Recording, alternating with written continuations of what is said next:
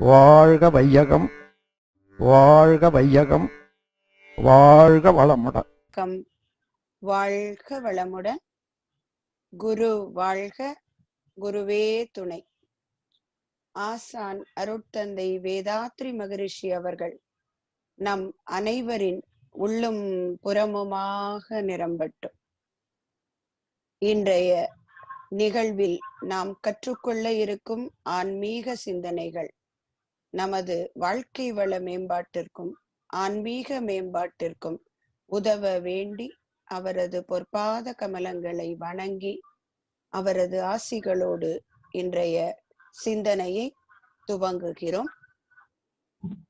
இந்த ஒரு அருமையான வாய்ப்பை எனக்கு அளித்த பேராசிரியை அருள்நிதி ஷர்மிளா தனசேகரன் அம்மா அவர்களுக்கும், போரூர் சக்தி நகர் தவ மையத்தை சார்ந்த அன்பர்கள் அனைவருக்கும் முதற்கண் என்னுடைய மனமார்ந்த நன்றிகள். மேலும் ஜூம் ஸ்கை வேதாத்ரிய சாரல் ஆன்லைன் வழியாக இந்த குழுமத்தில் இணைந்துள்ள அன்புள்ளங்கள் அனைவருக்கும் எனது மனமார்ந்த நன்றிகளையும் வாழ்த்துக்களையும் தெரிவித்துக் கொள்கிறோம். இன்றைய தலைப்பு பெற்றோர்கள் தவம், பிள்ளைகள் நலம். ரொம்ப ரொம்ப இன்றைய காலகட்டத்துல ஒவ்வொருத்தருக்கும் தேவையான ஒரு தலைப்பை கொடுத்திருக்காங்க அம்மா. இந்த தலைப்பு நம்ம குருநாதருடைய கவிதைகளோடு தொடர்புல இருக்கு. ஞானக்களஞ்சியம் புத்தகத்துல இந்த தலைப்பிலேயே நம்ம அருட்தந்தை அவர்கள் ஒரு கவிதை கொடுத்திருக்காங்க. அது 22/12/1969 எழுதியிருக்காங்க சுவாமிஜி. அந்த கவிதையை முதல்ல உங்களுக்காக சொல்லிக்க விரும்புறேன். பெற்றோர்கள் வழி வாழ்க்கை முறை தொடர்ந்து பிள்ளைகளின் உடல் வளமும் அறிவும் ஆகும். பெற்றோர்கள் நலம் அமைந்த மக்கள் வேண்டில் பிழை நீக்கும் தவம் அறமும் ஆற்ற வேண்டும். முழுமையா இந்த தலைப்புக்குண்டான அத்தனையும் சேர்த்து கொடுத்துட்டாங்க மகரிஷி இந்த 4 வரிகள்ல. அதுல முக்கியமா நம்ம இன்னைக்கு சிந்தனைக்கு எடுத்துக்கிட்டு ஒரு விஷயம் பார்த்தோம்னா, பெற்றோர்கள் நலம் அமைந்த மக்கள் வேண்டில் பிழை நீக்கும் தவமும் அறமும் ஆற்ற வேண்டும். இன்றைய இந்த தலைப்பு பெற்றோர்களுக்கானதுதான். நலமுடைய பிள்ளைகள் வேண்டும் என்பது ஒவ்வொரு பெற்றோரினுடைய அவா. அதற்கு பெற்றோர்கள் செய்ய வேண்டிய விஷயங்கள் என்னென்ன, எந்த இடத்திலெல்லாம் நம்ம விலகி சென்று விடுகிறோம் அப்படிங்கிறத கொஞ்சம் குறிப்பால உணர்ந்து கொண்டு, வேதாத்திரியம் எந்த வகையில் பெற்றோர்கள் தவம் இயற்றி நலமுடைய பிள்ளைகளை அடைவதற்கு உதவியாக இருக்கிறது, அந்த பாணியில தான் இன்றைய தலைப்பை நம்ம சிந்திக்க இருக்கிறோம். சுவாமிஜி அழகா ஒரு பாடல்ல சொல்லுவாங்க, நம்ம எல்லாருமே கேட்டிருக்கோம். தந்தை தாய் ஈருயிரும் ஒன்று சேர்ந்து தழைத்தொரு உடலாய் உலகில் வந்தேன். அந்த ஈருயிர் வினைகள் அறமோ மற்றோ அளித்த பதிவுகள் எல்லாம் என் சொத்தாச்சு.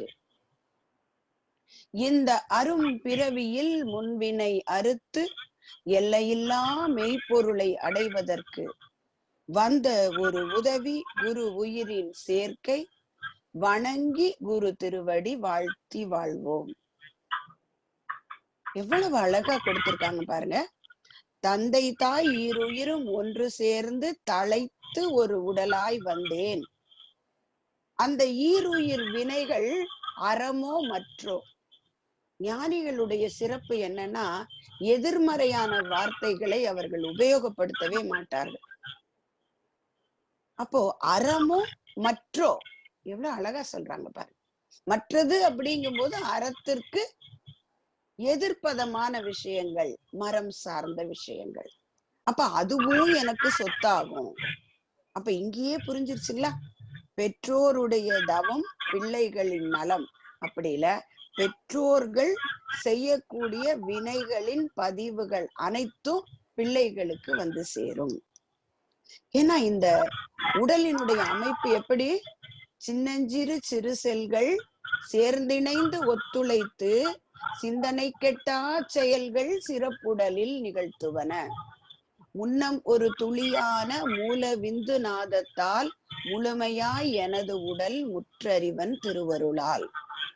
அதுலயே ஒரு வரியில மகரிஷி சொல்லுவாங்க, அன்னை கருப்பை விடுத்து அடைந்து விட்டேன் மண்ணுலகை. அப்போ இந்த உடலினுடைய பெருமை அப்படின்னு பார்த்தா, பெற்றோர்கள் வழி வந்த அத்தனை பதிவுகளையும் ஒவ்வொரு செல்லிலும் ஏற்றுக்கொண்டு ஒரு கூட்டமைப்பாக உருவாக்கப்பட்ட ஒரு உடல். அப்போ இந்த இடத்துல பெற்றோர்கள் அப்படின்னு சொல்லும் போது நம்மை பெற்ற தாய் தந்தை மட்டும் கணக்குல வரமாட்டாங்க. ஏன்னா இந்த முதல் பரிணாம வளர்ச்சியில் தொடங்கி நம் தந்தை தாய் வரை உள்ள அனைத்து பதிவுகளும் நம் உடல்ல செல்கள்ல இருக்கு. அப்போ இந்த பெற்றோர்ங்கிற இடத்துல நம்ம அப்பா அம்மா, அவங்க அப்பா அம்மா, அவங்க அப்பா அம்மா, அப்படியே பின்னாடி போய் முதல் மனிதன், பிறகு 5 அறிவு, 4 அறிவு, 3 அறிவு, 2 அறிவு, ஓரறிவு, பஞ்ச பௌதீக பிரிவுகள், இறை விண், இறை துகள், இறைவெளி.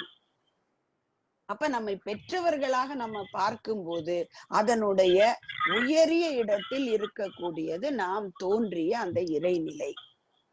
அப்போ அந்த இறைநிலையிலிருந்து வந்த வழியிலே நம்மை இந்த உலகுக்கு தந்தவர் தந்தை. மகரிஷி சொன்னாங்க இல்லைங்களா, தகப்பனுடைய ஒரு கழிவை தாயார் ஏற்று தன் கழிவை அதனோடு சேர்த்து சேர்த்து மிக புனிதம் எனும் இந்த உடலை ஈந்தாள். சுவாமிஜி அழகா சொல்லுவாங்க. அப்போ அந்த அந்த 2 உயிர்களினுடைய கலப்புல சேர்ந்து உயிரை தந்தவர் தந்தை, அந்த கழுத்தேற்று நம் இந்த உயிரை தயாராக்கியவர் தாயார். அப்போ நம்முடைய உடல் செல்களினுடைய பதிவுகளோடு தோன்றிய ஒன்று. இதைத்தான் மூதாதையர்கள் சொன்னார்கள், வினைப்பதிவே தேகம் கண்டாய். அப்போ ஒவ்வொருத்தரும் தன்னுடைய பதிவுகளை சுமப்பதற்காக வந்த ஒரு உறவு தான் நம்முடைய குழந்தைகள் அப்படின்னு மகரிஷி சொல்லுவாங்க. நம்முடைய சிலுவைகளை சுமக்க வந்த இயேசு பிரான்கள் நம்முடைய பிள்ளை செல்வங்கள் என்று சொல்வார்கள். அப்போ இந்த வழியை பார்க்கும் பொழுதுதான் மகரிஷி சொல்லக்கூடிய ஒரு விஷயம் நமக்கு ரொம்ப ரொம்ப உறுதியாக தெரிகிறது. சுவாமிஜி தனி மனித அமைதியில் தொடங்கி குடும்ப அமைதி வரை செல்கின்ற பொழுது ரொம்ப ரொம்ப முக்கியத்துவம் கொடுக்கக்கூடிய விஷயம் பாத்தீங்கன்னா, கணவன் மனைவிக்கு இடையே இருக்கக்கூடிய புரிதல். அந்த கணவன் மனைவி என்கின்ற இல்லற பந்தத்துக்கு மகரிஷி ரொம்ப வலியுறுத்தி அதுல மட்டும் குறை இருக்க கூடாது. அது எப்படிப்பட்ட வாழ்க்கை என்று சொல்வார்கள், அன்பு ஊற்றாம் இல்லறமா. அந்த இல்லறம் எப்படி சொல்லியிருக்காங்க, அன்பு ஊற்று. கடல்னு சொல்லல, நதின்னு சொல்லல, அருவின்னு சொல்லல, ஊற்றுன்னு சொல்லியிருக்காங்க. அப்போ அந்த ஊற்று போல வற்றாய் இருப்பாக அன்பும் கருணையும் புரிதலோடு நடத்த வேண்டிய ஒரு பந்தம் தான் அந்த பெற்றோர்களுடைய வாழ்க்கை முறை. அப்போ இந்த பெற்றோர்கள நம்மை உருவாக்கி உடலுக்குள்ளே வைத்திருந்து 2 திங்கள் நம்மை அடிவயிற்றிலே சுமந்து தன்னுடைய எண்ணம் சொல் செயலின் மூலமாக நன்மை அனைத்தையும் உள்ளே புதைத்து உணவையும் கொடுத்து வளர்த்து காத்து கொடுக்கிறாங்களே தாய். அந்த தாயினுடைய பெருமையை நம்ம கொஞ்சம் யோசிச்சு பார்த்தோம்னா, ஒரு தாயினுடைய நிலை என்பது எப்படிப்பட்டது அப்படின்னு ஆன்மீகம் சொன்ன கதைகள் எல்லாம் தெரியும் நமக்கு. ஆனா மருத்துவம் என்ன சொல்லுதுன்னு பார்த்தோம்னா, ஒரு மனித உடல், a human body can bear only up to 45 decibels of pain. அதாவது ஒரு மனித உடல் 45 டெசிபல் வலி தான் தாங்கிக் கொள்ள முடியுமா. இது ஒரு மனித உடலினுடைய அமைப்பு. இப்போ சொல்லுவாங்க இல்லைங்களா, ஒரு நிறத்தை பார்க்கும் பொழுது நம்ம வயலட்ல இருந்து ரெட் வரைக்கும் அந்த விப்ஜிஆர்ல இருக்கக்கூடிய 7 வண்ணங்களை மட்டும்தான் நம்ம கண்ணு பார்க்கும். அல்ட்ரா வயலட்டையும் பார்க்க முடியாது, இன்ஃப்ரா ரெட்டையும் பார்க்க முடியாது. அப்ப அது நம்ம பார்க்கக்கூடிய கண்ணினுடைய அளவு முறைக்கு மேலேயும் பார்க்க முடியாது, கீழேயும் பார்க்க முடியாது. அதே மாதிரி இந்த உடல் தாங்குவன் திறன் 45 டெசிபல் வலிய தாங்குமா. ஆனால் ஒரு தாய் ஒரு குழந்தையை பெற்றெடுக்கும் பொழுது அவளுடைய வலியினுடைய அளவு எவ்வளவு தெரியுங்களா? 57 டெசிபல் பெய்னாங்க. இது எதற்கு சமமா? 20 எலும்புகள் ஒரே சமயத்துல உடைஞ்சா எவ்வளவு வலிக்குமோ அந்த அளவு வலியா ஒரு தாய் பிரசவத்தின் போது அனுபவிக்கக்கூடிய வலி. இது மருத்துவம் சொல்கிறது. எந்த தாய்கிட்டயாவது போய் கேட்டு பாப்போமே, அவ்வளவு வலிச்சுதாமா, 20 எலும்பு உடைஞ்சிற மாதிரி வலிச்சுதான்னு கேட்டா அவங்க இல்லைன்னு சொல்லுவாங்க. ஏன் அப்படின்னா, நான் என்னுடைய குழந்தையை உலகத்துக்கு கொடுக்க போகின்றேன் என்கின்ற ஒரு பெருந்தகைமையினால் அந்த உடல் அந்த வலியை பொறுத்து கொள்கிறது. அதை மிகைப்படுத்தி பார்ப்பதில்லை. இதுக்கு நிதர்சனமாக ஒரு அன்னை தந்தையினுடைய அன்பின் விளைவை ஒரு உண்மையாக நடந்த ஒரு சம்பவத்தை உங்ககிட்ட சொல்ல விரும்புறேன். ஆஸ்திரேலியா நாட்டுல ஒரு கணவன் மனைவி, அவர்களுக்கு ஏற்கனவே ஒரு ஆண் குழந்தை இருக்கிறது. இரண்டாவதாக ஒரு குழந்தை பிறப்பதற்காக அவங்க போய்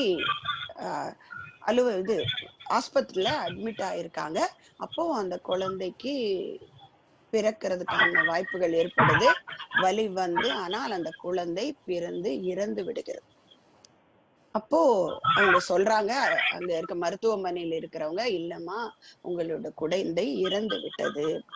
அந்த தாயும் தந்தையும் கேக்குறாங்க, நாங்க ஒரு 5 நிமிஷம் அந்த குழந்தைய பாக்கலாங்களா? எங்க கிட்ட ஒரு 5 நிமிஷம் அந்த குழந்தைய கொடுங்க அப்படின்னு கேக்குறாங்க. உடனே எல்லாரும் மனிதர்கள் தானேங்க. அப்ப அந்த தாய் தந்தையினுடைய உணர்வை புரிஞ்சுக்கிட்டு அவங்க அந்த குழந்தைய அவங்க கிட்ட கொடுக்குறாங்க. அப்போ அந்த தாய் அந்த குழந்தைய தன் உடம்போடு அரவணைச்சு வச்சுக்கிட்டு அந்த தாயும் தந்தையும் அந்த குழந்தைகிட்ட பேசுறாங்க. பேசும் பொழுது அவங்க என்ன மாதிரி பேசுறாங்க அப்படின்னா, அந்த குழந்தைகிட்ட ஏற்கனவே அவர்கள் மனதால் செய்த கற்பனைகள் அனைத்தையும் அந்த குழந்தைகிட்ட சொல்றாங்க. எப்படி சொல்றாங்க? அண்ணா, நீ பறந்து வரும்போது இந்த வீட்டுல இன்னொரு உறுப்பினர் வர்றோம் அப்படிங்கிறதுக்காக நம்ம வீட்டுல ஒரு அறையை தயார் செய்து வச்சிருக்கோம். அந்த அறையில நீ தங்குவதற்கான எல்லா விஷயங்களையும் நாங்க செய்து வச்சிருக்கிறோம். உன்னை எப்படி எல்லாம் நாங்க பார்த்து பார்த்து பார்த்து பார்த்து உன்னை நாங்க எப்படி எல்லாம் வளர்க்கணும் அப்படின்னு கற்பனை செய்து உன்னை எந்த பள்ளியில படிக்க வைக்கணும், உன்னை எங்க வாழ்க்கையில கொண்டு போய் நிறுத்தணும் அப்படிங்கிற அத்தனை உணர்வுகளையும் சொல்றாங்க. நீ விட்டு உன்னை உலகத்திற்கு, நம்முடைய உறவுகளுக்கு அறிமுகம் செய்யக்கூடிய நேரத்துல எல்லாரையும் கூப்பிட்டு விழாவாக கொண்டாடி உன்னை நாங்கள் அறிமுகப்படுத்துவோம் அப்படின்னு சொல்லி ஒவ்வொரு விஷயங்களையும் அவங்க என்ன பண்றாங்கங்க, சொல்லி சொல்லி அந்த குழந்தை கிட்ட பேசுறாங்க. அதை விட அந்த மூத்த குழந்தை சொல்கிறது, மூத்த குழந்தை அடையாளம் காமிச்சு, இதுதான் உன்னுடைய அண்ணா. இந்த அண்ணா உன்னை வந்தா எப்படியெல்லாம் பாத்துக்கணும்னு நிறைய விளையாட்டு சாமான் வாங்கி வச்சிருக்கான். நீ விட்டு உன்னை எங்கே விளையாட கூப்பிட்டு போகணும், நீ பெரியவனான பிறகு உன்னை எங்கெல்லாம் அழைத்து செல்லணும் என்றெல்லாம் இந்த உன்னுடைய உடன்பிறப்பு யோசனை செய்து வைத்திருக்கிறான் என்று அவர்கள் ஒவ்வொன்றையும் அப்படியே வெளிப்படுத்துறாங்க. அப்படி வெளிப்படுத்தி முடியும் பொழுது அந்த குழந்தையின் உடம்பில் அசைவு ஏற்படுகிறது. இந்த உணர்வுகள் அத்தனையும் அவங்க கொடுக்க கொடுக்க அந்த குழந்தையோட உடம்புல அசைவு ஏற்படுகிறது. அந்த குழந்தைய பார்த்தா அதோட ஹார்ட் பீட் தொடங்கிடுது. அந்த குழந்தை உயிர் பிழைத்து விட்டது. இதுல பெற்றோரின் அன்பால். அன்பு என்பதும் தவம் தானே. அப்போ அந்த பிறந்த குழந்தை உலகத்தை விட்டு போகக்கூடிய சூழ்நிலை ஏற்படும் போது கூட ஒரு பெற்றோருடைய அன்பு அந்த குழந்தையை உலகத்திற்கு மீட்டு விட முடியும். அப்போ பெற்றோரின் அன்பு என்கின்ற தவம் பிள்ளைக்கு உயிர் நலம் கொடுக்கிறது. அப்போ இந்த தாய்மை என்னப்படுகிற உணர்வு ஒரு பொதுவான உணர்வு அப்படின்னு சொல்றாங்க. இந்த தாய்மை என்பது ஒவ்வொரு மனித ஆன்மாவுக்குள்ளும் ஒரு டிஃபால்ட்டா அது உள்ளே இருப்பாக இருக்கக்கூடிய ஒரு குணம் இந்த தாய்மை உணர்வு. நிறைய பேர் நினைப்போம் பிள்ளை பெற்றவர்கள் மட்டுமே தாய்மார்கள் என்று. அல்ல, பிள்ளை பெற்றவர்கள் மட்டும் தாய்மார்கள் அல்ல, அந்த தன்மையை தனதாக்கி கொண்டிருப்பவர்கள் அத்தனை பேரும் தாய்மார்தான். ஒரு திரைப்படத்துல ஒரு வசனம் வருங்க, எந்த கோயிலா இருந்தாலும் சாமி ஒண்ணுதான், எந்த வீடா இருந்தாலும் தாய் ஒன்றுதான் என்று சொல்வாங்க. அப்போ இந்த தாய்மை என்பது ஒரு உள்ளத்துக்குள்ளே சொல்லுவாங்க, எந்த மனதில் பாசம் உண்டோ அந்த மனமே அம்மா அம்மான்னு சொல்லுவாங்க. அப்போ இந்த குழந்தைகளை வளர்க்கக்கூடிய பெற்றோர்களுக்குள்ளே இந்த தாய்மை என்கின்ற உணர்வு தாய்க்குள்ளேயும் இருக்குது, தந்தையின் உள்ளும் இருக்கிறது. இன்னும் ஒரு மருத்துவ உண்மை, ஏன்னா இந்த மனித உடலினுடைய பெருமை பாத்தீங்கன்னா சொல்லி மாளாது. மகரிஷி சொல்லுவாங்க, இயற்கை என்ற பேராற்றல் மனித உடல் அதனை எத்தனையோ காலமாக ஏற்ற நுட்பத்தோடு வயிற்றினிலே வைத்து பல லட்சம் தலைமுறைகளாக வடிவமைத்து கொடுத்துள்ளது என்று சொல்வார்கள். அப்போ இந்த மனித உடல் இறைவன் இயற்கை கொடுத்த பெரும் பேரு. அப்ப அதற்குள்ளே உள்ள ஒவ்வொரு விஷயமும் இறைநிலையின் பேரறிவும் பேராற்றலும் உள்புதைந்திருக்கிறது. இதே மருத்துவம் கண்டுபிடிச்சிருக்குங்க. இப்போ ஒரு பெண் ஒரு குழந்தைய உருவாக்கி வயிற்றிலே வைத்து அந்த குழந்தைய பிறக்கக்கூடிய அந்த சந்தர்ப்பம் வரும்போது ஒரு தாயுடைய உடலில் 2 ஹார்மோன்கள் சுரக்கிறதாங்க. ஆக்சிடோசின் அண்ட் புரோலாக்டின் என்று சொல்லக்கூடிய 2 ஹார்மோன்கள் அந்த வலி உச்சத்துக்கு போகும்போது சுரக்கிறதாம். அந்த ஹார்மோன்கள் பற்றி ஆராய்ச்சி எடுத்து பார்க்கும் பொழுது அதுல ஒரு ஆக்சிடோசின் என்பது அந்த தாய்க்கு உள்ளே இருக்கக்கூடிய அதிகப்படியான இரத்த போக்கை குறைச்சு அந்த குழந்தைக்கான உணவை தயார் செய்வதற்கான வேலைகளை எல்லாம் செய்யலாம். இந்த ஹார்மோன் குழந்தைக்கும் தாய்க்கும் இடையில் உள்ள யூப்போரியான்னு சொல்றாங்க. யூப்போரியானா the harmony between two things அப்படிங்கிறாங்க. 2 உயிர்களுக்கு இடையே இணக்கம், ஒரு பாண்டிங் வர்றதுக்கு, அம்மாவுக்கும் குழந்தைக்கும் இடையில ஒரு அன்பும் கருணையுமான ஒரு பிணைப்பு வருவதற்கு இந்த ஹார்மோன் உபயோகிக்குதான். ஆனா இப்ப நமக்கு ஒரு சில நேரங்களில் முதுகெலும்புல ஊசி போட்டு குழந்தைகள் பிறக்குது இல்லைங்களா?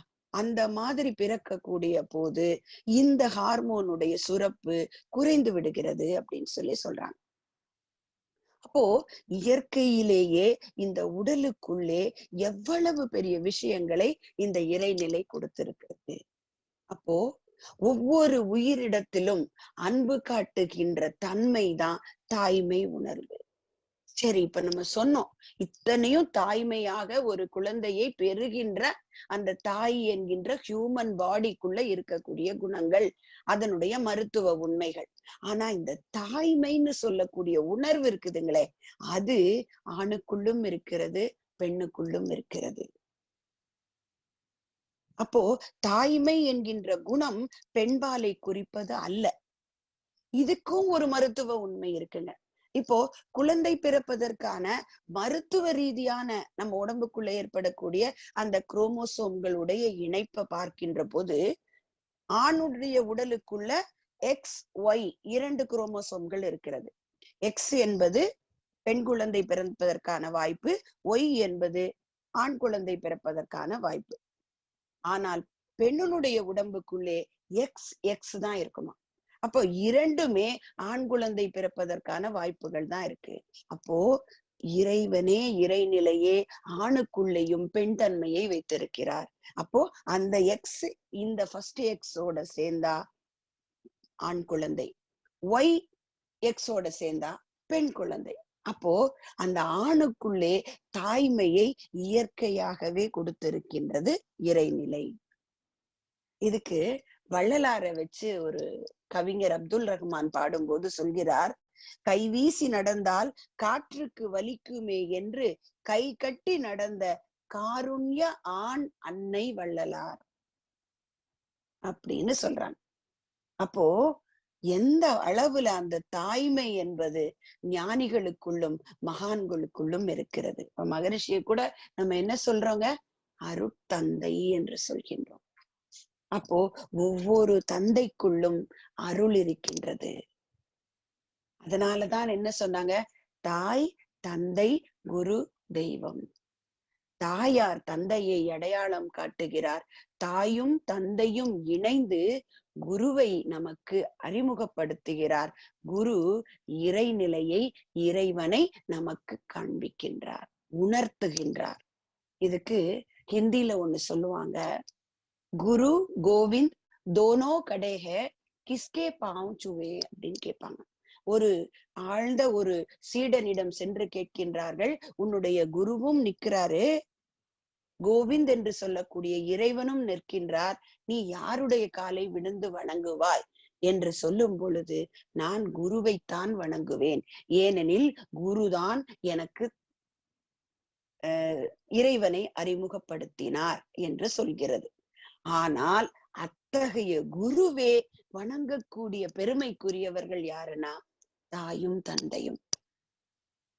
மகா பெரியவர் ஆதிசங்கரர் பத்தி சொல்லும் பொழுது சொல்லுவாங்க இல்லைங்க, அவர் சந்நியாசம் சின்ன வயசுல எடுத்துக்கொள்ள போகும் பொழுது அவரை எல்லோரும் வணங்கினார்கள். அவர் யாரை காலை வணங்கினாருங்க, அவருடைய தாயின் காலை வணங்கினார். அப்போ ஒவ்வொரு பெற்றோரும் இறைநிலையின் பிம்பங்களே.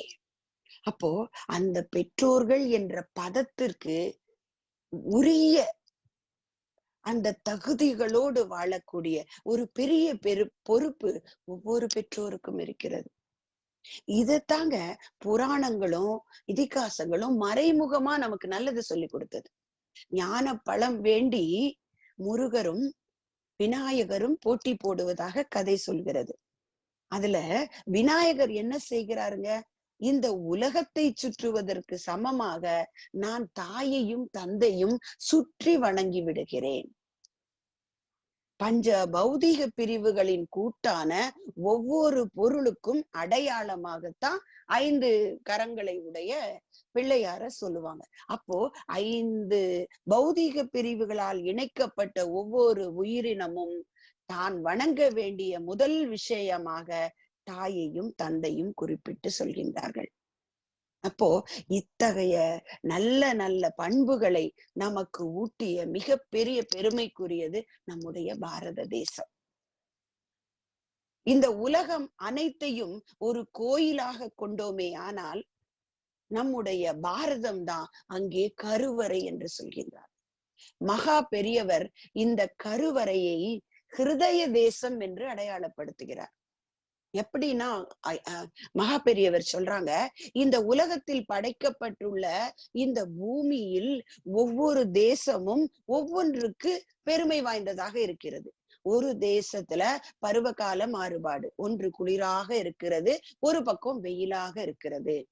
ஒரு நாட்டுல ஒரு விஷயம் விளைகிறது, ஒரு பயிர் விளைகிறது, ஒரு நாட்டுல வேற ஒன்று விளைகிறது. அப்போ மனிதனுடைய வாழ்க்கை முறை எப்படி பண்ட மாற்று விஷயத்தில் இங்கே எது இருக்கிறதோ அதை கொடுத்து அங்கே இருப்பதை பெற்று மாற்றி வாழ்ந்து வந்தார்கள். அதை பற்றி குறிப்பிட்டுட்டு மகா பெரியவர் சொல்றாரு, அந்த மாதிரி ஒவ்வொரு நாடும் தன்னிலே இருக்கக்கூடிய சிறப்புகளை மற்ற நாடுகளுக்கு கொடுக்கக்கூடிய பெருமை உடையது இந்த உலகம். அந்த உலகத்திலே நற்பண்புகளையும் மனோதர்மத்தையும் ஆன்மீகத்தையும் உலகத்திற்கு கொடுக்கக்கூடிய பெரிய பொறுப்போடு இருக்கக்கூடிய ஒரு தேசம் நம்முடைய பாரத தேசம். இந்த உலகத்தில் இருக்கக்கூடியவற்றை ஒரு உடலாக பார்த்தால், இந்த உலகம் அனைத்தையும் ஒரு உடலாக நம்ம பாவனை செய்தால், அந்த உடலிலே ஒவ்வொரு உறுப்புகளுக்கும் இரத்தத்தை சுத்தம் செய்து அனுப்பக்கூடிய இருதயம் போன்றது நம்முடைய பாரதம். அப்போ அப்படிப்பட்ட இந்த பாரதத்திலே எண்ணற்ற மகான்கள் தோற்றம்.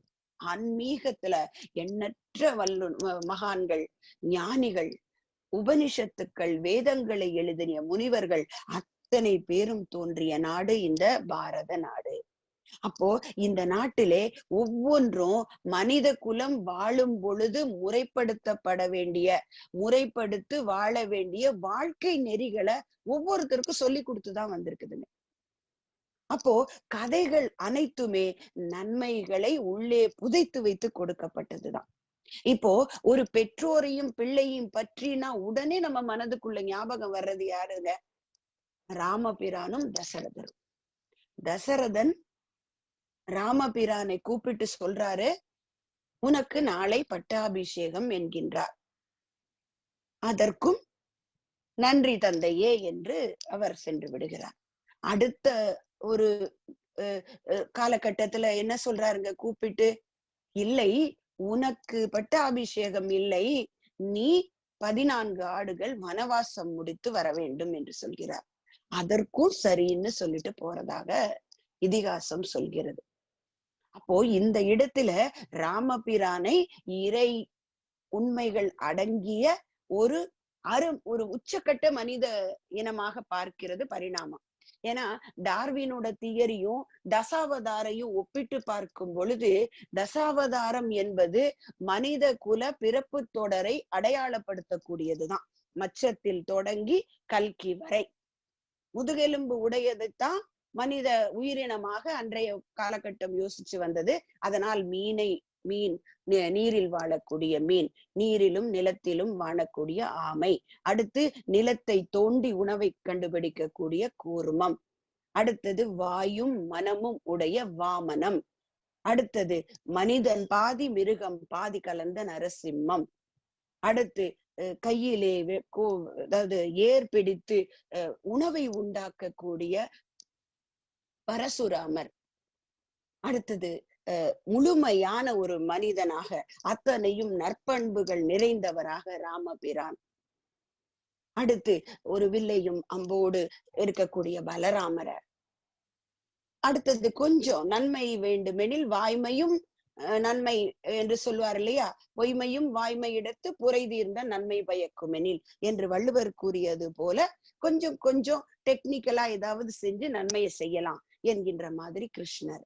அப்போ ஒவ்வொன்றையும் பரிணாமத்தோடு இணைத்து மனிதன் வாழும் முறைமை கொடுத்த பெருமை நம்ம பாரத தேசத்திற்கு இருக்கு.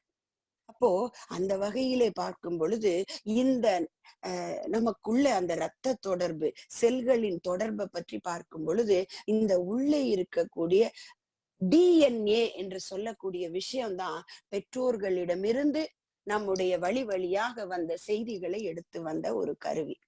இதை பற்றிய ஒரு ஆராய்ச்சியை பார்க்கும் பொழுது ரிச்சர்ட் டிக்கின்சன் என்ற ஒரு ஆங்கில மேதை ஒரு புத்தகம் எழுதியிருக்கிறார். அந்த புத்தகத்தோட பேர் the river from Eden, Eden என்று சொல்லக்கூடிய ஒரு புத்தகம்.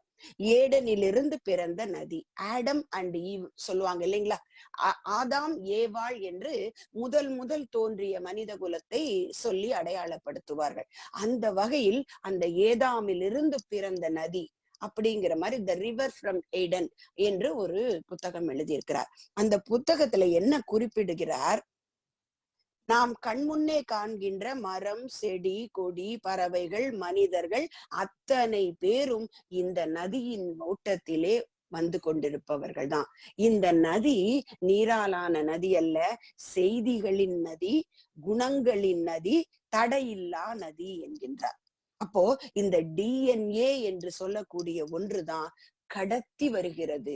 குணங்களை, நிகழ்வுகளை, பெற்ற பதிவுகளை அத்தனையும் கடத்தி கொண்டு வந்து நம் வரையில் சேர்த்திருக்கிறது. அவர் அதிலே ஒரு வரி சொல்லுவார், இன்று அமர்ந்து இந்த புத்தகத்தை படித்து கொண்டிருப்பவர்களுக்கு சொல்றேன், இந்த நம்ம வந்த அந்த ஏடனிலிருந்து பிறந்த நதியில் ஏதோ ஒன்று மண்ணுக்குள்ளே மறைந்திருக்குமே, ஆனால் நாம இன்னைக்கு இங்கே இல்லை. எவ்வளவு உயர்ந்த உண்மை இல்லைங்களா? அந்த சங்கிலி தொடர், அந்த பரிணாம தொடர் ஏதோ ஒரு பரம்பரையில் அறுபட்டு நிற்குமே, ஆனால் இன்று நாம் இங்கே உட்கார்ந்திருக்க முடியாது. அப்போ அதுவே இந்த தலைப்புக்கான ஒரு முழுமையை கொடுத்துருச்சு. பெற்றோர்கள் தவம், பிள்ளைகள் நலம். அப்ப அந்த நதி செய்திகளோடு கொண்டு வந்து இன்று நமக்கு கொடுத்திருக்கிறது. அப்போ அத்தகைய பெற்றோர்கள் அடைய வேண்டிய சொத்து என்ன என்ன என்பதை திருவள்ளுவர் சொல்கிறார். பெருமவற்றுள் யாம் அறிவது இல்லை, அறிவறிந்த மக்கட்பேறு அல்ல பிற. இத நம்ம கொஞ்சம் சரியா பறிச்சு பார்த்தோம்னா, அறிவறிந்த மக்கட்பேறு அல்ல பிற, நாம் பெறுபவற்றில் பெருமையுடையது இல்லை என்று அர்த்தம். நாம் இந்த உலகத்தில் என்னென்னவோ பெறுகின்றோம் என்று சொல்கின்றோமே, அவை அத்தனையிலும் உயர்ந்தது அறிவுடைய குழந்தைகள் தவிர வேறு அல்ல என்கின்றார். மேலும் சொல்கிறார், தம் பொருள் என்பவர் மக்கள், அவர் பொருள் தம் தம் வினையால் வரும். நாம பெற்ற குழந்தைகளை நம்முடைய மக்கள் என்று சொல்கின்றோம். அவர்களுடைய வினை எப்படி வருகிறது? நாம் மட்டும் காரணம் அல்ல, அந்த டிஎன்ஏல முதல் உயிர்ல இருந்து வந்த அத்தனையும் நமக்கு வருக வேண்டும். அத்தனையும் இணைத்து கொடுத்திருப்பது அவரவர் வினையின் பலன். அடுத்து ஒன்று சொல்கிறார், எழுபிறப்பும் தீயவை தீண்டா பழிபிறங்கா பண்புடை மக்கட்பெறின். இதுல கொஞ்சம் மறைச்சு வச்சிருக்காரு ஒரு சில விஷயங்களை. பண்புடைய குழந்தைகளை பெற்றா 7 பிறப்புக்கும் தீயவை தீண்டாதுன்னு சொல்றார். அப்போ நல்ல மரம் வர வேண்டும் என்றால் விதை நன்றாக இருக்க வேண்டும் அல்லவா? விதை நல்லதாக இருந்தால் தானே அதிலிருந்து நல்ல மரம் வர முடியும். அப்போ விதையும் தன்னை நன்றாக பாதுகாத்துக் கொள்ள வேண்டும் என்கின்ற பொறுப்பை இங்கே வைக்கின்றார். பண்புடைய குழந்தைகளை பெற்றால் 7 பிறப்பும் தீங்கில்லை. பண்புடைய பிள்ளைகளை பெற வேண்டும் என்றால் அந்த பெற்றோர்கள் பண்புடையவர்களாக இருக்க வேண்டும். அப்போ இந்த மாதிரி வெற்றிகரமாக இருந்த ஒரு பெற்றோர்களை எல்லாம் ஒரு ஐநாவில ஒரு மனநல தேசிய நிறுவனம் ஒரு சுற்றாய்வு செய்து அவர்களை பற்றிய விவரங்களை வெளியிட்டுதான். அந்த பெற்றோர்கள் அனைவருமே 25 வயதுக்கு மேற்பட்ட குழந்தைகளை சமுதாயத்தோடு தெளிவாக நன்றாக இணங்கக்கூடிய பலன் தரக்கூடிய குடிமக்களாக உருவாக்கி இருந்தார்கள். அந்த பெற்றோர்கள்ட்ட ஒரு கொஸ்டின் கேட்கிறாங்க, கேள்வி. உங்களுடைய தனிப்பட்ட அனுபவத்தின் அடிப்படையில் மற்ற பெற்றோர்களுக்கு ஒரு வெற்றிகரமான பெற்றோர்கள் என்ற அடிப்படையில் நீங்கள் என்ன சிறந்த ஆலோசனையை கொடுப்பீர்கள் என்று கேட்கின்றார்கள். அதற்கு அவர்கள் அடிக்கடி சொல்லப்பட்ட பதில் என்ன தெரியுங்களா? அபரிமிதமான அன்பு செலுத்துங்கள், ஆக்கப்பூர்வமான சிக்ஷை செய்யுங்கள், ஒன்று சேர்ந்து நேரத்தை செலவிடுங்கள், எது சரி எது தவறு என்பதை உங்கள் பிள்ளைகளுக்கு கற்றுக் கொடுங்கள், பரஸ்பர மரியாதையை வளர்த்து கொள்ளுங்கள், உண்மையில் அவர்களுக்கு செவி கொடுத்து கேளுங்கள். இதுதான் ரொம்ப ரொம்ப நல்லா இருக்கு. ஒரு சொற்பொழிவாற்றுவதற்கு பதிலாக வழி நடத்துதலை அழியுங்கள், யதார்த்தமாக இருங்கள். அத்தனையும் வேதாத்திரியம் கொடுக்குது இல்லைங்களா? நம்ம ஆராய்ச்சி செய்து பார்த்தா அபரிமிதமான அன்பு செலுத்துங்கள். நம்ம குழந்தைங்களுக்கு மட்டும்ங்கிறத விட்டுருவோமே. இப்ப மனவளக்கலைக்கு வந்தவளே நமக்கு என்ன வந்துடுதுங்க? பெருந்தகைமை வந்துடுச்சுங்க. நம்ம பெற்ற பிள்ளைகள் மட்டுமல்ல, இந்த உலகத்தில் பார்க்கக்கூடிய அனைத்து குழந்தைகளிடமும் அன்பு செலுத்துவோம். அவர்களோடு ஒன்று சேர்ந்து நேரத்தை செலவழிப்போம். எது சரி எது தவறு என்பதை நமக்கு தெரிந்தவரை குழந்தைகளுக்கு சொல்லி கொடுப்போம். சிக்ஷை அப்படின்னா தண்டனைன்னு சொல்லுவாங்க இல்லைங்களா? அந்த சிக்ஷையை எப்படி கொடுக்க சொல்றாங்க? ஆக்கப்பூர்வமாக சிக்ஷை செய்யுங்கள். ஏதோ ஒரு இதுல படிச்சிருக்கேங்க, குழந்தைகளுக்கு தப்பு செஞ்சுட்டாங்க அப்படின்னு சொன்னா குழந்தைகள் நன்மை செய்ய உத்வேகப்படுத்துகிற மாதிரி, நீ ஒரு நாளைக்கு இத்தனை பேருக்கு நன்மை செஞ்சுட்டு என்கிட்ட சொன்னேன்னா உனக்கு ஒரு ஸ்டார் கொடுப்பேன். உன்னுடைய பெயரை போட்டு வீட்டிலே உனக்கு ஒவ்வொரு நாளும் ஒரு ஸ்டார் போன்ற ஒன்றை வச்சு, இது உனக்கான ஒரு அடையாளம், இன்று நீ நல்லது செய்திருக்கின்றாய் என்பதற்காக கொடுக்கப்பட்ட அடையாளமாக கொடுத்தோன்னு வச்சுக்கோங்களேன். ஒரு நாள் நல்லது செய்யலைன்னா இந்த அடையாளம் உனக்கு இன்னைக்கு கிடையாது, இந்த அவார்டு உனக்கு கிடையாது, இதுதான் ரூல் அப்படின்னா அந்த குழந்தைக்கு ஒவ்வொரு மாத கடைசியிலும் நம்ம எண்ணி பார்க்கலாம், நீ எவ்வளவு வாங்கியிருக்க. அதுதான் நாம அவங்களுக்கு கொடுக்கிற வழிகாட்டுதல். சரி, வாழ்ந்து காட்டணும் இல்லைங்களா? வழிகாட்டினா மட்டும் போராதே, வாழ்ந்து காட்டினால்தான் அந்த குழந்தைகள் குருவாக நம்மை ஏற்று நம்மை பின்தொடர்ந்து வரும். அழகா சொல்லுவாங்க, தாய் தந்தையும் பெற்றோரும் இல்லத்தில் இருக்கக்கூடிய குருமார்கள், குருமார்கள் இல்லத்திற்கு வெளியே இருக்கக்கூடிய பெற்றோர்கள் என்று சொல்வார்கள். அந்த இரண்டு விஷயங்களையும் ஒன்றாக கொடுக்கக்கூடிய ஒரு மிகப்பெரிய பெருமை உடையவர்கள் பெற்றோரும் குருமார்களும். தாய் தந்தை கொடுக்க வேண்டியவற்றையும் கொடுத்து கூடவே குரு கொடுக்க வேண்டியதையும் கொடுக்கணும். அப்போ இதுல கல்வியாளர்களும் இதுல ஒண்ணு சேர்ந்துக்கணும். குழந்தைகளை பெற்றோர்கள் மட்டும் வளர்ப்பதில்லை, கல்வியாளர்களும் வளர்க்கின்றார்கள். அப்போ எல்லோருமே வாழ்ந்து காட்டக்கூடிய குருமார்களாக இருக்க வேண்டும். ஆசிரியர் என்றால் ஆசு பிளஸ் இரியர் என்பார்கள். ஆசு என்றால் குற்றம், இரியர் என்றால் நீக்குபவர். ஆனால் குரு எப்படிப்பட்டவர்? வழி காட்டுபவர் அல்ல, வாழ்ந்து காட்டுபவர். அப்போ ஒரு இந்த உலகத்தில் இருக்கக்கூடிய ஒரு குழந்தையையும் ஒரு பெற்றோரும் வழி நடத்தணும், அனுபவம் உள்ள பள்ளியும் வழி நடத்தணும். ஒரு பள்ளி ஆலோசகர் சொல்றாரு, அறிவு ரீதியிலும் உடல் ரீதியிலும் உணர்ச்சி ரீதியிலும் நல்ல வளர்ச்சி அடைந்துள்ள பொறுப்புள்ள இளம் தலைமுறையை உருவாக்குவதில் பெற்றோரை ஆதரிப்பதே முறைப்படியான கல்வியின் முக்கிய குறிக்கோள். அப்போ கல்வின்னு பார்க்கும்போது இன்னைக்கு மகரிஷி கொடுத்திருக்கக்கூடிய இந்த 4 வகை கல்விகள், எழுத்தறிவு, தொழிலறிவு, ஒழுக்க பழக்க அறிவு, இயற்கை தத்துவ அறிவு. இதுல சுவாமிஜி சொல்றாங்க, அந்த ஒழுக்க பழக்க அறிவை முதலில் தாயும் தந்தையுமே குழந்தைகளுக்கு கொடுக்க வேண்டும். ஏன்னா பெற்றோர் தான் குழந்தைகளின் முன்னோடிகள். அப்போ ஒரு குடும்பம் அமைதியான குடும்பமாக இருக்குமே ஆனால் அங்கே வளரக்கூடிய குழந்தையினுடைய உள் உணர்வும் மன அமைப்பும் உளவியல் ரீதியாக எவ்வளவு உன்னத நிலையில் இருக்கும். அதே விஷயம் இன்னைக்கு நம்ம பாக்குறோங்க. இந்த உலகத்துல பார்க்கக்கூடிய குழந்தைகள் செய்வதாக சொல்லப்படுகின்ற தவறான செயல்கள் அத்தனைக்கும் மறைமுகமாக பெற்றோர்களோ உறவுகளோ இல்ல யாரோ காரணமாக இருக்காங்க, குறிப்பா பெற்றோர்கள். அப்போ குடும்ப அமைதிதான் ஒரு குழந்தைக்கான நல்ல வளர்வதற்கான சூழ்நிலை. அப்போ மகரிஷி சொல்றாங்க, அத்தகைய அன்பு ஊற்றாம் இல்லறத்தில் ஆண் பெண் இருபேரும் அவரவர்கள் துணைவர்களை மனம் வருந்த செய்தால் துன்ப உணர்வு அலை எழும்பி தாக்கியோரை தாக்கும், தொல்லை தரும் சாபமாம் நோய்கள் வரும் தேர்வீர், இன்ப ஊற்று இருவரிடை பெருக வாழ்த்தலோடு இன்முகம் பொறுமை தியாகம் தகைமை காக்க வேண்டும்.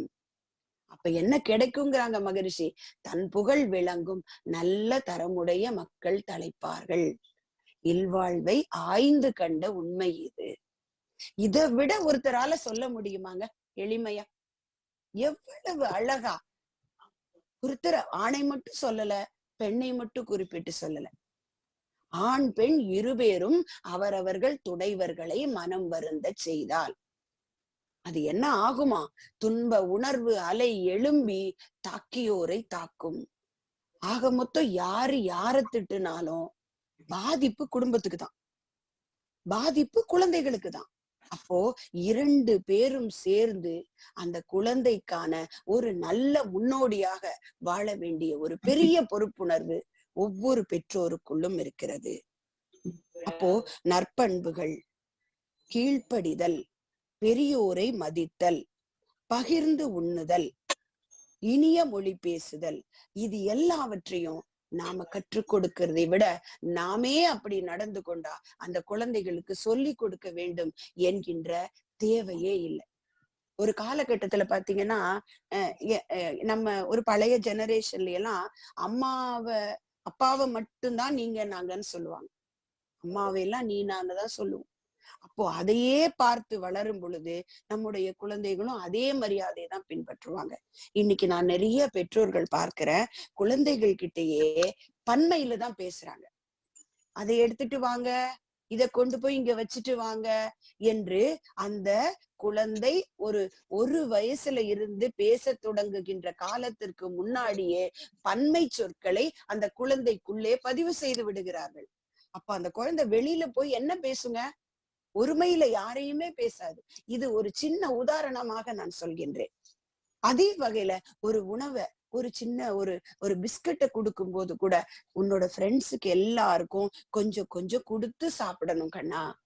எது சாப்பிட கொடுத்தாலும் பகிர்ந்து உண்ணணும். ஏதோ ஒரு குழந்தைங்க 2 பேரு ஒருத்தருக்கு ஒருத்தர் ஒரு ஒரு சின்ன சின்ன ஒரு விஷயங்கள்ல பிரச்சனை வரலாம். குழந்தைகள் இந்த நேரம் எப்படி இருக்கும்னு சொல்ல முடியாது. அதுங்க உடனே அம்மா கிட்ட வரும். உடனே எந்த தாய் என்ன சொல்லணுங்க? உன்னோட ஃப்ரெண்டு தானே கண்ணா, பரவாயில்ல, போய் விளையாடுக பாக்கலாம், 2 பேரும் ஒண்ணா. உன் ஃப்ரெண்டு அடிச்சா ஒன்னும் தப்பில்ல. இந்த குழந்தைக்கு என்ன சொல்லலாம்? யாரையும் அடிக்க கூடாது கண்ணா, உன் ஃப்ரெண்ட நீ அடிக்கலாமா? இப்படி அந்த குழந்தைகளுக்கு நலம் ஒன்றையே மனதில் வைத்து, அவர்களுடைய உறவு ஒன்றை மட்டுமே மனதில் வைத்து நல்ல விஷயங்களை சொல்லிக் கொடுக்குமே ஆனால் அவர்கள் ஏற்றுக்கொள்வதற்கு தயாராக இருக்கிறார்கள். அதுதான் யோகம். அதுவே ஆதல், அதுவே கலத்தல். அந்த செயல் ஒழுக்கமே தவம். திருவள்ளுவர் சொன்னார், தவம் செய்வார் தம் கருமம் செய்வார் என்றார். மற்றெல்லாம் அவம் செய்வார் ஆசை உட்பட்டு.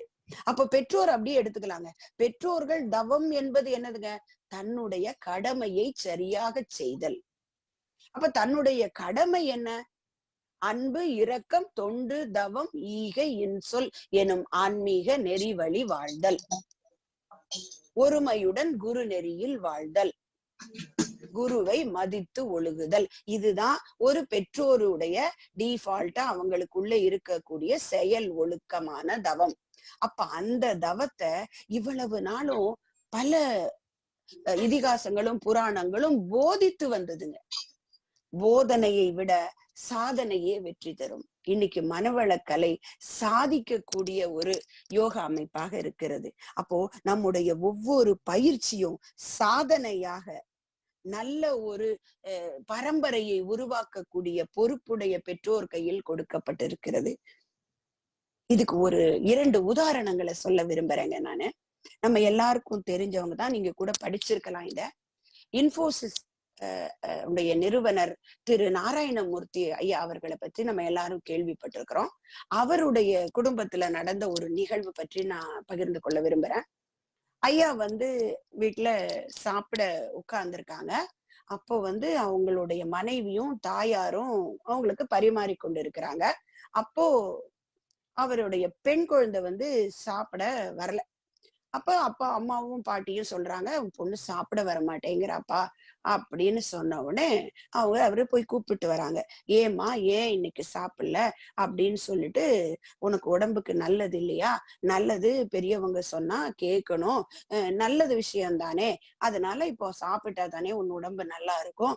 அம்மா எது சாப்பிட சொல்றாங்களோ அதை நீ சாப்பிடுன்னு அந்த குழந்தை சரின்னு சொல்லி கேட்டுட்டு சாப்பிட்டு முடிச்சுட்டு அவங்க அப்பாவை பார்த்து ஒரு கேள்வி கேட்குது.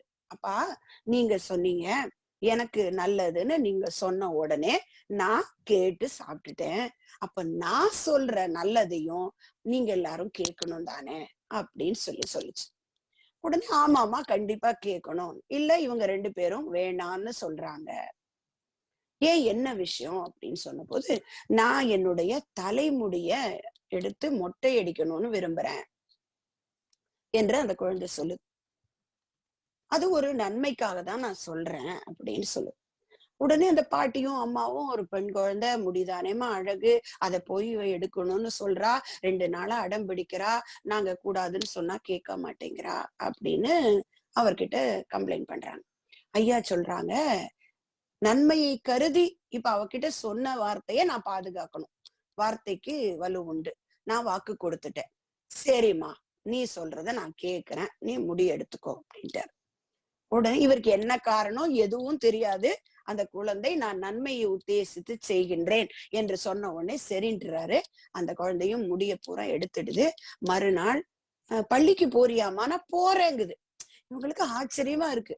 எப்படி இந்த பள்ளிக்கு மொட்டை தலையோட போனா எல்லாம் கிண்டல் பண்ணுவாங்களே, இந்த குழந்தை போகாதே அப்படின்னு நினைச்சு இந்த குழந்தை தைரியமா ஸ்கூலுக்கு போகுது. அப்ப ஸ்கூல்ல கொண்டு போய் இறக்கி விடுறாங்க. அப்ப இன்னொரு குழந்தையும் வருது. அந்த குழந்தையோட தாய் கொண்டு விட்டுட்டு அந்த தாய் இவர்கிட்ட பேச வராங்க. இந்த 2 குழந்தையும் கை கோர்த்து உள்ள போறாங்க. அந்த தாய் நாராயணமூர்த்தி கிட்ட பேசுறாங்க. அவங்க பொண்ணு சொன்ன மாதிரியே செஞ்சுட்டா அப்படின்னு சொல்றான். இவருக்கு புரியல, என்ன விஷயம் என்று கேட்கின்றார். ஒண்ணும் இல்ல, என்னுடைய மகனும் உங்க பொண்ணும் ஒரே வகுப்புல படிக்கிறாங்க. அவனுக்கு கேன்சர் நோய். அதற்கான இது எடுத்துக்கிட்டு இருக்கான், ட்ரீட்மெண்ட் எடுத்துக்கிட்டு இருக்கான். சிகிச்சையில, கீமோ சிகிச்சையில அவனுக்கு முடியெல்லாம் கொட்டிடுச்சு. அப்போ அவன் நான் பள்ளிக்கு வரமாட்டேன் என்று அழுதான். அப்போ உங்க பொண்ணு சொன்னாங்க, சரி உன்ன மாதிரியே எனக்கும் முடி இல்லைன்னா நீ கூட வருவியா என்று கேட்டா. உடனே அவன் சொன்னான், நீயும் அப்படி இருந்தா எனக்கு பெரிய இதா தெரியாது. யாரும் கிண்டல் பண்ணாலும் நம்ம 2 பேரும் ஒரே மாதிரி இருக்கோம் தானே, அதனால நான் அந்த மாதிரி இருந்தா வருவேன் என்று என் மகன் சொன்னான். அதற்காக உங்களிடம் அந்த பொண்ணு பர்மிஷன் கேட்டு இன்னைக்கு உங்க பொண்ணு முடிய எடுத்துட்டு வரவும் என் பையன் ஸ்கூலுக்கு வரேன்னு சொல்லி வந்தான். இதுதான் பெற்றோர்கள் தவம், பிள்ளைகள் நலம். எவ்வளவு அந்த அவரை பத்தி நிறைய கேட்டிருக்கோம், சுதாமூர்த்தி அம்மாவை பத்தி எல்லாம் படிச்சிருக்கோம். அவங்களுடைய நற்பண்புகள் அந்த குழந்தைக்குள்ள டிஃபால்ட்டா இருக்கு பாருங்க. அப்ப அந்த நற்பண்புகளை விதைக்க வேண்டிய மிக பெரிய பொறுப்பு யாருக்கு இருக்கு? பெற்றோருக்கு இருக்கு. இதே போல எல்லா திறமைகளும் உடையதா இருக்கணும் குழந்தைகள், இல்லைங்களா? நற்பண்பு, ஒரு தொழிலறிவு, இயற்கை தத்துவத்தை பற்றிய அறிவு எல்லாம் கலந்ததுதானே வாழ்க்கை. அப்போ ஒரு தாய் தந்தையருடைய வாழ்க்கை முறையை பின்பற்றி அதை சிறப்பா செய்யக்கூடிய சிறப்பும் ஒரு குழந்தைக்கு கொடுக்கப்பட வேண்டும். அதற்கான உதாரணமும் இன்னைக்கு வாழக்கூடிய ஒரு காலகட்டத்துல நான் பார்த்ததை உங்ககிட்ட பகிர்ந்துக்கிறேன். இதனால நன்மை தீமை அப்படிங்கறத நம்ம தள்ளி வச்சிடலாம். இங்க எடுத்துக்கொள்ளக்கூடிய விஷயம் அந்த குழந்தையினுடைய நற்பண்பு. IPL உடைய ஏலம் நடக்கிறத நம்ம எல்லாரும் பார்த்திருக்கிறோம். அது சிறுவர்களுக்கே விளையாட்டு, அது மகரிஷியினுடைய வேதாத்திரிய திட்டம். அதை விட்டுட்டு இதுல நடந்த நிகழ்ச்சியை சொல்லும் பொழுது நான் இதை உங்ககிட்ட குறிப்பிடுறேன். அந்த IPL-க்கான ஏலம் நடந்து கொண்டு இருக்கிறத நம்ம எல்லாருமே நிறைய பேர் பார்த்திருப்போம். ஆன்லைன்ல நடந்துட்டு இருக்கோம், லைவா நம்ம பார்ப்போம். அது ரொம்ப ரொம்ப ஒழுங்கமைப்போடு நடக்கும். அது மிகப்பெரிய சூதாட்டம், மனிதன் விற்கக்கூடிய சூதாட்டம், அது தவறு, அதெல்லாம் உண்மை. அதை மறந்துட்டு அங்க பாயிண்ட் மட்டும் என்னன்னா, அங்க மும்பை இந்தியன்ஸ்னு ஒரு டீம் இருக்கு, தெரியும், நமக்கு எல்லாருக்கும் தெரியும். அதுல முகேஷ் அம்பானி, அவங்களுடைய மனைவி, அவங்க 2 பேருடைய பையன், அவங்களோட டீம் அது மும்பை இந்தியன்ஸ் டீம். அதுல போன முறை ஏலம் நடந்து கொண்டு இருக்கிறது. அந்த பையனுக்கு மேக்சிமம் ஒரு 22 வயது இருந்தால் அதிகம். தாயும் தந்தையும் வழி நடத்துகின்றார்கள்.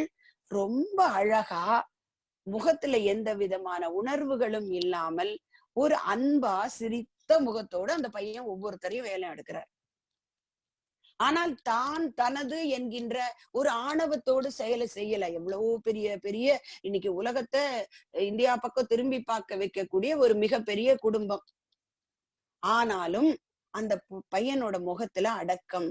அங்கே சுற்றி இருக்கக்கூடிய தொழில்நுட்ப வல்லுநர்கள், அந்த பெரிய பெரிய பிளேயர்ஸ், அவங்க டீம்ல இருக்கக்கூடிய நிர்வாகத்துல இருக்கக்கூடியவர்கள், அவர்கிட்ட எல்லாம் அந்த பையன் தன்னுடைய ஆலோசனையை கேட்டு, ஆனா முடிவு இந்த பையன் தான் எடுக்கிறாங்க. அப்போ மற்ற டீம்ல இருக்கிறவங்க எல்லாம் அதை என்ஜாய் பண்றாங்க, மாத்தி மாத்தி கேட்பாங்க. அது நடக்கும் பொழுது பார்க்கும்போது நான் அந்த கற்றுக்கொண்ட ஒன்று, ஒரு தொழிலை நடத்தக்கூடிய திறமையாகட்டும், சமுதாயத்தில் தன்னை வெளிப்படுத்திக் கொள்ளக்கூடிய விஷயமாகட்டும், குடும்பத்தில் ஆகட்டும், கல்வியில் ஆகட்டும், நண்பர்கள் மட்டத்தில் ஆகட்டும், ஒரு குழந்தையை அப்படியே ஒரு சிற்பமாக வடிவமைக்கக்கூடிய ஒரு பெரிய ஒளியோடு இருக்கக்கூடியவர்கள் பெற்றோர்கள் என்ற சிற்பிகளே. அப்ப அந்த சிற்பிகள் சரியாக வேண்டாதவற்றை எல்லாம் கழித்து எடுத்து அந்த சிற்பத்துக்குள்ளே கல்லுக்குள்ளே மறைந்திருக்கிற சிற்பத்தை வெளிக்காட்ட வேண்டும் என்றால் சிற்பக்கலை தெரிந்தவரால் மட்டுமே அந்த விஷயத்தை செய்ய முடியும். அப்ப சிற்பக்கலை தெரிந்தவர் யாரு? தவம் செய்யக்கூடிய பெற்றோர்கள். நல்ல சிலையை, நல்ல குடிமக்களை, இந்த உலகத்திற்கு நன்மையை செய்யக்கூடிய குடிமக்களை உலகத்துக்கு கொடுக்க வேண்டிய மிக பெரும் பொறுப்புடையவர்கள் பெற்றோர்கள். அப்ப தவம் என்பது என்னதுங்க? ஒன்றி நின்று அறிவை பழக்க உறுதி, நுட்பம், சக்தி இவை அதிகமாகும். அன்று அடையும் அனுபவங்கள் எல்லாம் அறிவினிலே நிலைத்துவிடும். நன்று என்று கண்டபடி செயல்கள் ஆற்றும் நற்பண்பு புலன்களுக்கு அமைந்து போகும். என்றென்றும் கருவிடத்தே அறிவை ஒன்றும் இயற்கை முறை சிறப்புடைத்து இதுவே தவமாம். அறம் என்பது என்ன? ஒழுக்கம், கடமை, ஈகை இணைந்த உயர் நெறியே அறம் என்றாகும். ஒழுக்கத்தில் கடமை, ஈகை இரண்டும் உள்ளடங்கி இருப்பதனை உற்றிப்பாரீர். ஒழுக்கமே வாழ்வில் என்றும் வெற்றி நல்கும். எல்லாம் மகரிஷியினுடைய வரிகள். அப்போ இந்த உலகத்திலே நம் வழியாக பிறந்தவர்கள், நாம் பெற்றவர்கள் என்று சொல்வதை விட நம் வழியாக இந்த உலகத்தில் பெற்றவர்கள், பிறந்தவர்கள், குழந்தைகள், அனைத்து குழந்தை செல்வங்களும் பெற்றோர்கள் வழி பிறந்தவர்களே. அப்போ ஒவ்வொரு பெற்றோர் என்கின்ற ஒரு பொதுப்படையான ஒரு குழுவில் இருப்பவர்களுக்கு, பிள்ளைகள் என்கின்ற ஒரு பொதுவான குழுவில் இருக்கக்கூடிய ஒவ்வொரு குழந்தையையும் நல்வழிப்படுத்த வேண்டிய பொறுப்பு பெற்றோர்களுக்கு இருக்கிறது. இப்ப நம்ம ஒரு 2 வீலர்லயோ இல்ல கார்ல போயிட்டு இருக்கிறோங்க. நமக்கு முன்னாடி ஒரு கணவனும் மனைவியும் போயிட்டு இருக்காங்க. அந்த பெண்ணினுடைய துப்பட்டா கீழே அப்படியே அலைஞ்சு கொண்டு இருக்குது காற்றுல. அது ஒரு கொஞ்சம் இறங்குச்சுன்னா டயர்ல பட்டுடும். நம்ம என்ன பண்ணுவோங்க? ரொம்ப வேகமா அவங்கள கொஞ்சம் முடிஞ்ச அளவுக்கு வேகமா போய் அவங்கள முன்னாடி சென்று ஓவர்டேக் செய்து அவங்க கிட்ட சொல்லிட்டு போவோம் இல்லைங்களா? இது ஒரு சின்ன உதவிதானே. இதுவும் தவம் தான். இயல்பாய் இருத்தல். ஒரு மனிதனுடைய இயல்பு என்ன? மகரிஷி சொல்றாங்க, இதமாக இருக்கக்கூடியவன் மனிதன். பிற உயிரின் உணர்வு கூர்ந்து உணர்ந்து ஒத்துதவும் பேராற்றல் கொண்ட உயிரினமே மனிதன் எனும் உயர் தோற்றம்ங்கிறாங்க சுவாமிஜி. அப்ப அந்த வகையிலே இன்னொரு உயிர் துன்பப்படுவதை பார்த்து அதை விட்டு பேசாம போனா அங்கே உள்ள இறைநிலை வெளிப்படவில்லை என்று அர்த்தம். அப்ப ஒவ்வொருவருக்குள்ளும் பெற்றோர் இருக்கிறார்கள். ஒவ்வொரு ஆணுக்குள்ளும் பெற்றோர் தன்மை இருக்கிறது, தாய்மை இருக்கிறது, தந்தை தன்மை இருக்கிறது. அப்போ இந்த முதல்ல ஆரம்பிக்கும் போது ஒரு வழியா ஆரம்பிச்சோம் நம்ம இந்த தலைப்பை. பெற்றோர் நவம் பிள்ளைகள் நலம் என்பது ஒரு தாய்க்கும் தந்தைக்கும் பிறக்கக்கூடிய குழந்தைகளாக அதை பறந்து விரிந்து விரிந்து விரிந்து பேரியக்க களம் கடந்து இறைவெளிக்கு செல்வது போல இப்போது எங்க போய் நிக்கிறோங்க? பெற்றோர்கள் என்கின்றது ஒரு பொதுவான ஒரு இனம், பிள்ளைகள் என்பது பொதுவான ஒரு இனம். எந்த தந்தைக்கு பிறந்திருந்தாலும் அது எல்லோருக்கும் குழந்தைதான். அப்ப ஒவ்வொரு குழந்தையையும் நல்வழிப்படுத்த வேண்டிய பொறுப்பு ஒவ்வொரு பெற்றோருக்கும் இருக்கிறது. மகரிஷி சொல்ற மாதிரி பாக்குற குழந்தைங்களுக்கெல்லாம் நல்லதை சொல்லி கொடுப்போம், நல்லதை பரப்புவோம். அப்போ அப்படிப்பட்ட குணம்தான் இன்ப ஊற்று. மகரிஷி சொல்றாங்க, உலகினிலே மனித இன வாழ்க்கை என்ற ஒரு சிறப்புக்கு ஆதாரமான செல்வம் பலவிதத்தும் ஆராய்ந்து பார்த்தோமானால் பாலர்களே ஆம். அவர்கள் வளரும் சீர்மை, நலமளிக்கும் கல்வி, தொழில், நல்லொழுக்கம், நாட்டு நலம் கருதி செயல் புரியும் ஆர்வம், முதலாய் பேதங்கள் அற்று வாழும் குணம், இவையே சமுதாய இன்ப ஊற்றாம். இதை விட எளிமையா யாராவது பெற்றோருக்கு சொல்ல முடியுமா? முடியவே முடியாது. அப்ப வேதாத்திரிய கற்றுக்கொண்ட ஒவ்வொரு பெற்றோரும் தவம் செய்கின்ற பெற்றோர்கள், தமமும் அறமும் ஆற்றக்கூடிய பெற்றோர்கள். அவர்கள் தன் குழந்தைகளுக்கு மட்டுமல்ல, உலகில் இருக்கக்கூடிய அனைத்து குழந்தைகளுக்கும் வாழ்ந்து காட்டக்கூடியவர்களாக இருப்பார்கள். அப்படி இருப்பதே வேதாத்திரியத்தை நாம் கற்றுக்கொண்டோம் என்பதற்கான நிலை நிறுத்துதல். அப்ப எந்த நிலையில நாம இருக்கிறோம் அப்படிங்கிறது அடையாளமாக சுவாமிஜி சொல்லுவாங்க இல்லைங்களா, நாம வேதாத்திரிய கற்றுக்கொண்டு இருக்கிறோங்கிறதுக்காக அடையாளம் முதல்ல தனி மனித அமைதி, அடுத்தது குடும்ப அமைதி. அந்த குடும்ப அமைதி என்கின்ற ஒரு ஒரு என்ன சொல்றது, ஒரு அடையாளம் தான் நம்ம எந்த அளவுக்கு மனவளக்கலையை நமதாக்கி கொண்டிருக்கிறோம் என்பதற்கான ஒரு அடையாள சீட்டு. அந்த வகையிலே இன்னைக்கு உலகம் முழுவதும் நம்ம நிறைய சொல்றோம், இளைஞர்கள் குலத்துல இருக்கக்கூடிய பொறுப்பின்மை, அது இதுன்னு நிறைய சொல்றோம். ஆனா அவை அனைத்துக்கும் மறைமுகமாகவோ நேர்முகமாகவோ ஒரு பெற்றோர் தான் காரணமாக இருக்க முடியும்.